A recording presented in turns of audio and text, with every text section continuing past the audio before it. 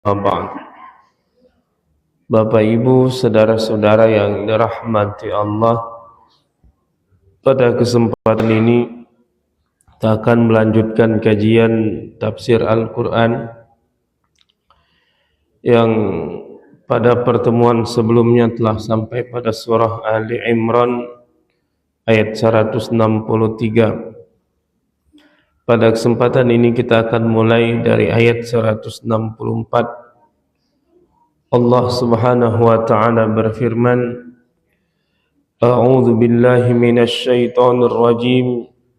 Bismillahirrahmanirrahim.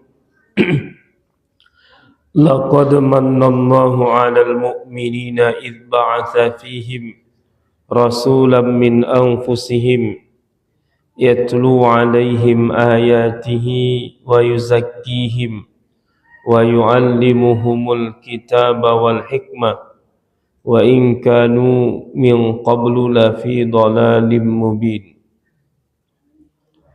Sungguh Allah telah memberi nikmat kepada orang-orang yang beriman ketika Allah mengutus kepada mereka seorang rasul dari kalangan mereka sendiri, yang rasul itu membacakan kepada mereka ayat-ayat Allah dan juga membersihkan mereka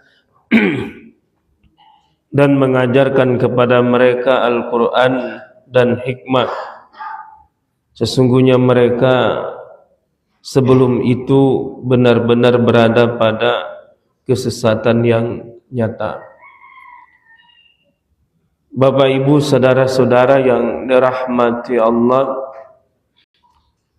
di dalam ayat ini Allah Subhanahu wa taala mengingatkan beberapa nikmat yang telah Allah berikan kepada orang-orang yang beriman.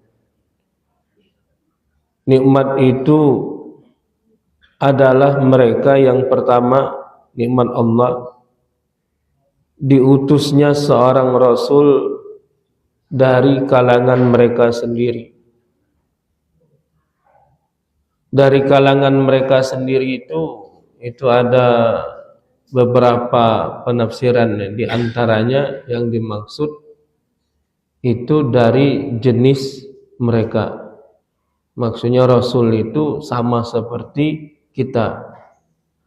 Kita manusia, rasul yang diutus juga manusia.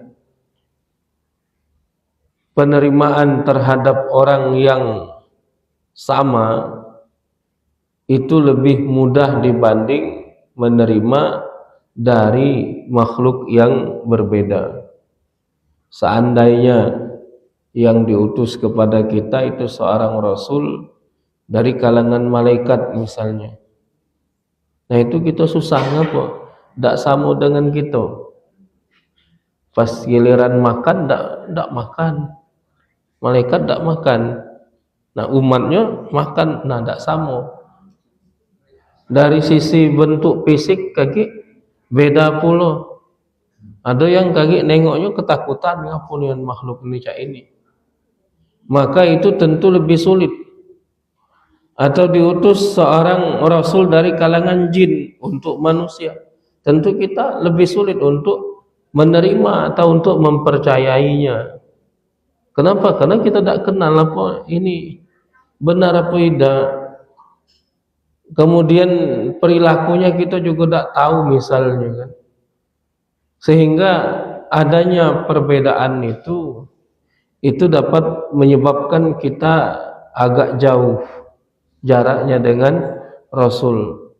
Nah, salah satu nikmat Allah Subhanahu wa taala, Allah ingatkan bahwa Allah sudah ngasih kamu nikmat, di antaranya Rasul yang diutus itu dari jenis kamu sendiri. Ada lagi yang menafsirkan dari jenis dari kalangan kalian itu maksudnya adalah dari orang Arab, sebab ayat ini turun ini sehubungan dengan orang-orang yang beriman saat itu. Orang-orang yang beriman saat itu adalah orang-orang Arab, dan Nabi pun orang Arab. Nah ini karena merasa satu bangsa, satu bahasa, itu lebih mudah menerimanya. Seharusnya mereka bersyukur. Ya kayak kita bukan orang Arab, orang Indonesia. Rasul yang diutus dengan bahasa Arab. Nah, kita kan agak kewalahan nak belajar tentang agama ini, harus kita nak belajar bahasa Arab dulu. Nah mereka tidak, datang Rasul yang diutus nyampaikan sesuatu kepada mereka, mereka bisa cepat paham. Ngapa? Ya sama-sama wong Arab, sama-sama pakai bahasa Arab. Maka orang Arab sepantasnya lebih banyak-banyak bersyukur kepada Allah Subhanahu wa ta'ala. Diutus ke kita seorang Rasul dengan bahasa yang lain. Nah itu kan banyak prosesnya. Untuk sampai pesan itu banyak proses. Satu, kita harus belajar bahasanya atau melalui perantara. Seperti misalnya Bapak Ibu belajar agama ini, ya melalui perantara. Tidak bisa langsung. Kenapa? Tidak bisa bahasa Arab. Kalau tidak bisa bahasa Arab, bahasa Quran, bahasa hadis, mau tidak mau belajar agama melalui perantara orang yang bisa mengajarkan Al-Quran dan hadis. Tidak bisa kita langsung. Tapi orang-orang Arab pada masa Rasulullah SAW, termasuk juga yang belakangan, harusnya merasa itu adalah satu nikmat yang sangat besar kepada mereka. Rasul itu diutus dari kalangan mereka sendiri. Komunikasinya tidak terhambat. Satu bangsa, satu bahasa, dari sisi penerimaannya lebih mudah. Kenapa? Karena merasa sama. Karena wong itu kalau merasa sama itu mudah dekat. Kalau merasa beda itu sulit untuk dekat. Jadi kalau ada unsur kesamaan, itu adalah salah satu faktor yang mempermudah kedekatan dan persatuan. Coba kita keluar negeri misalnya, ketemu di situ dengan orang Indonesia, nak suku apa baik, asal sebut Indonesia itu ada rasa kedekatan, rasa satu negara kita ini, satu bangsa, satu bahasa. Atau misalnya kita di Indonesia inilah, pergilah kita ke Pulau Jawa, terdengar situ, orang mana? Orang Linggau itu. Itu langsung ada rasa dekat, sama-sama orang Linggau. Jadi faktor kedaerahan itu punya pengaruh yang cukup signifikan terhadap penerimaan dan kedekatan dengan seseorang. Karena merasa terdengar, karena kita sama-sama di rantau jauh, di Linggau mungkin biasa baik, ketemu orang Linggau tidak kata apa-apa, tapi ketika di luar ketemu, oh ini dari Linggau, sama dari Linggau, itu senang, lebih mudah dekat. Nah salah satu nikmat Allah, Rasul yang diutus dalam versi penafsiran ini, karena ayat ini turunnya pada saat itu berhadapan dengan orang-orang beriman di kalangan orang Arab. Sungguh Allah telah kasih kamu nikmat, di antaranya Allah utus Rasul itu dari kalangan kamu sendiri. Coba diutus ke Arab waktu itu seorang Rasul, bahasanya bahasa Arin misalnya. Nah pening wong Arab apa dia artinya? Tidak nyambung. Jadi harus apa? Harus belajar dulu komunikasi. Nah, nak belajar komunikasinya lah butuh waktu berapa lama?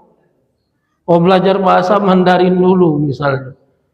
Atau bahasa lain lagi, bahasa Jawa misalnya. Bahasa Cul. Wong Arab, susah dia. Nak proses dulu. Lama belajar bahasa, lah pacak komunikasi, baru pacak diajari. Maka itu tentu membutuhkan proses yang cukup lama, dan mereka juga lebih sulit untuk menerima kedatangan orang luar sulit menerima kedatangan wong luar. Coba kita ada wong kita dan ada wong luar, kita milih wong kita. Ngapa? Ya karena ada unsur kedaerahan, ada unsur kedekatan dari persamaan daerah, dari persamaan bahasa misalnya. Maka itu adalah satu nikmat. Allah telah mengutus seorang Rasul dari kalangan kalian sendiri. Kemudian nikmat Allah yang berikutnya, yatlu alaihim ayatih. Rasul itu membacakan kepada mereka ayat-ayatnya, ayat-ayat Allah Subhanahu wa ta'ala, yang mana kalau dibacakan ayat-ayat Allah ini, karena isinya adalah petunjuk, pedoman hidup bagi manusia, tentu dengan dibacakan ayat-ayat itu kita jadi tahu petunjuk itu. Dalam hidup ini kan kita butuh petunjuk. Ngapa? Karena banyak hal-hal yang tidak kita ketahui. Kalau banyak hal-hal yang tidak kita ketahui itu, berarti kita harus ada yang nunjuki mana yang benar, mana yang salah. Kalau tidak ditunjuki, tidak tahu. Seperti kita mau pergi ke satu tempat yang belum kita kenal. Ya kalau tidak kata yang ngasih tahu jalannya, tidak tahu kita. Suruh pergi ke Palembang lewat Pali situ, kita tidak pernah lewat situ. Tak katik yang nunjuki pula. Basing lah pokoknya aku main terabas baik masuk hutan. Nyasar yang lat ada pernah baik pacak nyasar. Karena ada beberapa jalan kan. Apalagi dulu tak katik rambu-rambunya. Kalau sekarang kan ada rambu-rambu. Dulu tak katik rambu-rambu. Yang nunjuki tak katik rambu-rambunya. Tak katik main terabas baik masuk hutan tak pacak keluar lagi. Apa? Minyak habis, jalannya lumpur, atau misalnya wong lain tak kata yang lewat situ. Itu akibat apa? Akibat kita berjalan kepada sesuatu yang tidak kita ketahui. Dalam hidup ini juga macam itu.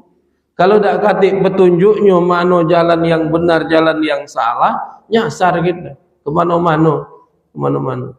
Maka harus bersyukur ketika kita mendapatkan petunjuk. Petunjuk dari Allah Subhanahu wa ta'ala itu satu akal. Kita dikasih akal ini petunjuk supaya kita pacak berpikir. Yang kedua, diutusnya seorang Rasul untuk nunjuki mana jalan yang benar yang salah. Yang ketiga, diturunkannya kitab suci. Nah ini yatlu alaihim ayatihi, ini artinya Rasul itu mendapatkan wahyu dari Allah Subhanahu wa ta'ala, yang wahyu itu dibacakan kepada para pengikutnya, dibacakan. Nah, dibacakan satu persatu. Ini turun ayat bacakan, turun ayat lagi bacakan. Kemudian ya, nikmat yang ketiga, wa yuzakkihim, dan Allah dan Rasul itu menyucikan atau membersihkan mereka. Bagaimana caranya membersihkannya itu? Seorang Rasul yang diutus oleh Allah Subhanahu wa ta'ala itu salah satu sifat mereka itu kasih sayang terhadap umatnya.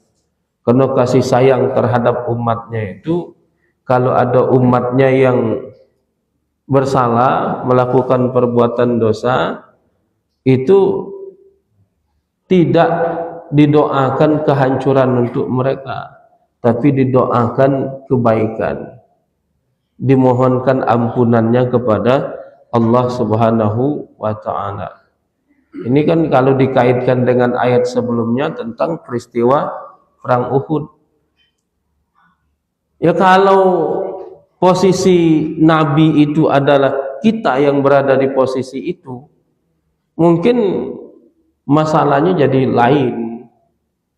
Kita sebagai seorang pemimpin perang, kita sudah ngatur strategi yang terbaik, tahu-tahu sebagian dari anak buah itu membelot, balik, tidak jadi berangkat. Yang kedua, sudah hampir menang, tahu-tahu ada yang tidak taat kepada pesan, sehingga menyebabkan korban banyak berjatuhan, menyebabkan kekalahan.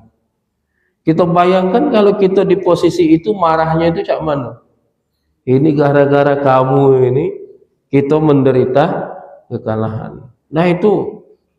Tetapi Rasulullah sallallahu alaihi wasallam diutus oleh Allah Subhanahu wa taala bukan untuk membuat umatnya celaka. Kalau Rasulullah sallallahu alaihi wasallam marah, seandainya beliau itu punya sifat seperti kita misalnya, marah, akhirnya beliau mendoakan keburukan. Ya Allah, pokoknya siapa baik yang berkhianat, siapa baik yang tidak taat, hancurkanlah mereka ya Allah. Selesai. Tapi ternyata tidak.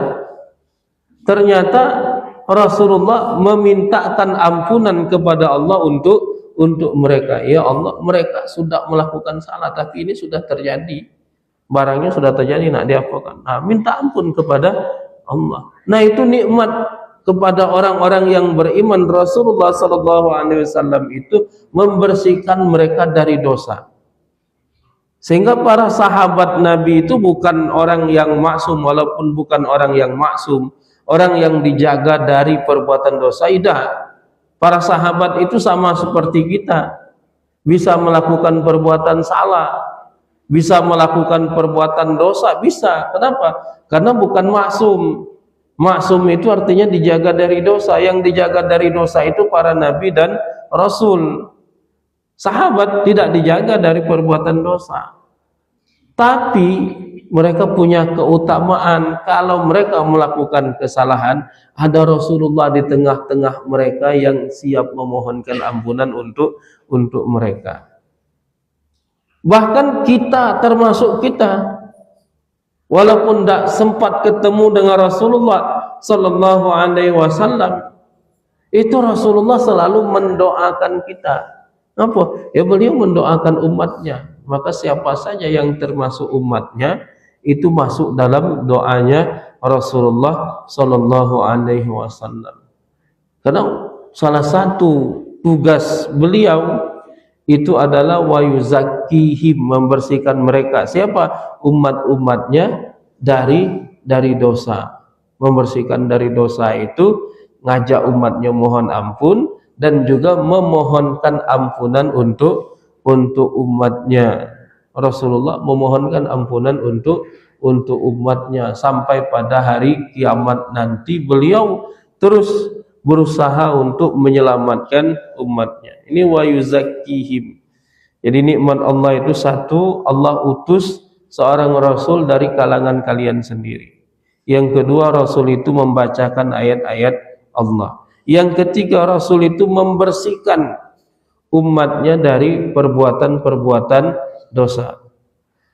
Wa yu'allimuhumul kitaba wal hikmah. Kemudian yang keempat, Rasul itu mengajarkan kepada mereka, umatnya, Alkitab. Alkitab itu adalah Al-Quran. Rasul yang dimaksud adalah Nabi Muhammad sallallahu alaihi wasallam. Rasulullah itu mengajarkan kepada umatnya Al-Quran. Dan yang kedua, mengajarkan hikmah.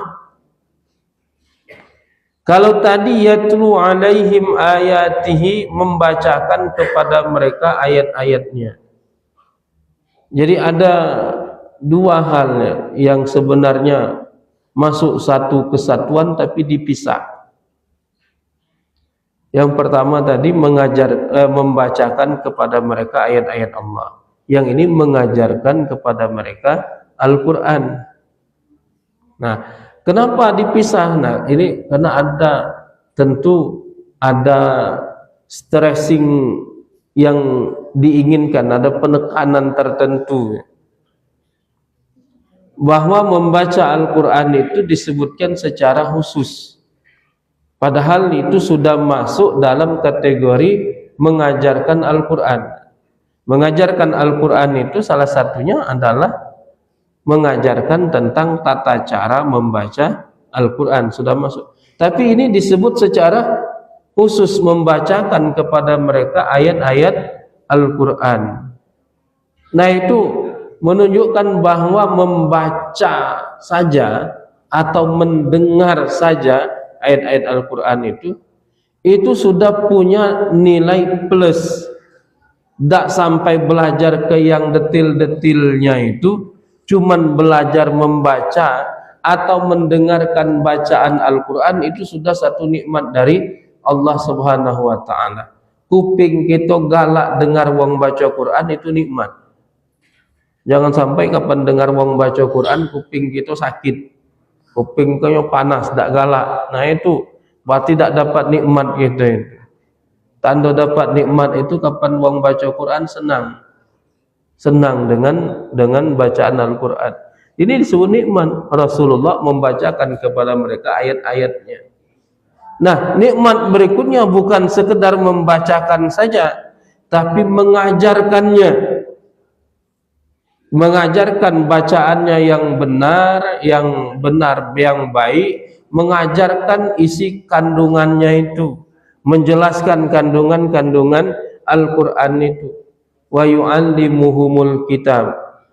Rasulullah itu mengajarkan kepada mereka Al-Quran.